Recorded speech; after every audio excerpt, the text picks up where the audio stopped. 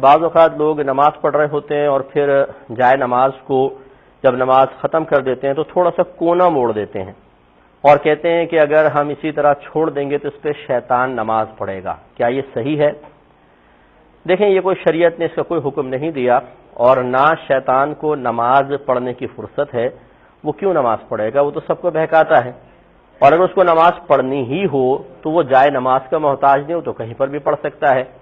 ہاں، یہ ضرور ہے، میرے آقا صلی اللہ علیہ وسلم نے ارشاد فرمایا کہ اپنے کپڑوں کو لٹکا ہوا نہ چھوڑو کیونکہ اسے شیطان استعمال کرتا ہے.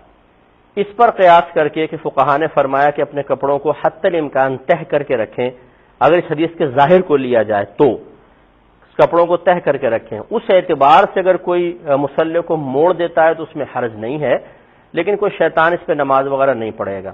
اور جو میں نے حدیث عرض کی، اگر اس کے باطن میں جائیں تو اس کا مطلب یہ ہے کہ اکثر ہمارے نبی کریم صلی اللہ علیہ وسلم جو خراب چیزیں ہیں، خطرناک چیزیں ہیں، انہیں لفظ شیطان سے تعبیر فرما دیتے ہیں.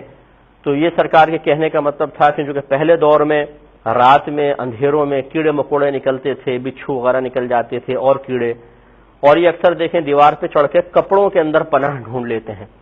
تو میرے آقا صلی اللہ علیہ وسلم کے کہنے کا مقصد یہی تھا کہ آپ اس کو دیوار پہ لٹکا ہوا نہ چھوڑیں کہ ہو سکتا ہے کوئی بچھو آ کر یا اور کوئی کیڑا آ کر اس میں چڑھ جائے اور پھر بعد میں آپ کے لیے نقصان کا باعث بنے. لہٰذا اس کو تہہ کر کے پھر کسی جگہ رکھیں، اور وہ اکثر بکسے وغیرہ کے اندر یا کسی چیز میں رکھتے تھے تو وہاں تک کیڑوں کی رسائی نہیں ہو سکتی تھی. تو یہ ہو سکتا ہے کہ نبی کریم صلی اللہ علیہ وسلم نے کیڑوں کو لفظ شیطان سے تعبیر فرمایا ہو. تو یہ حدیث کا باطن ہے، لیکن ظاہر پر بھی رکھیں. تو بہرحال وہ لٹکے ہوئے کپڑوں کے بارے میں تھا، مصلی کے بارے میں نہیں تھا، تو اس لیے مصلی کو ویسے ہی چھوڑ دیں، کوئی گناہ نہیں ہے. اور نہ اس پر کوئی شیطان نماز پڑھے گا حقیقتاً. لپیٹ دیں تو اس میں کوئی حرج بھی نہیں ہے، نہ فرض واجب ہے اور نہ چھوڑنے پر وہ جو ہمارے عوام میں مشہور ہے کہ شیطان نماز پڑھے گا، اس کی کوئی حقیقت ہے، اس میں کوئی حرج نہیں. ایک اور پہلے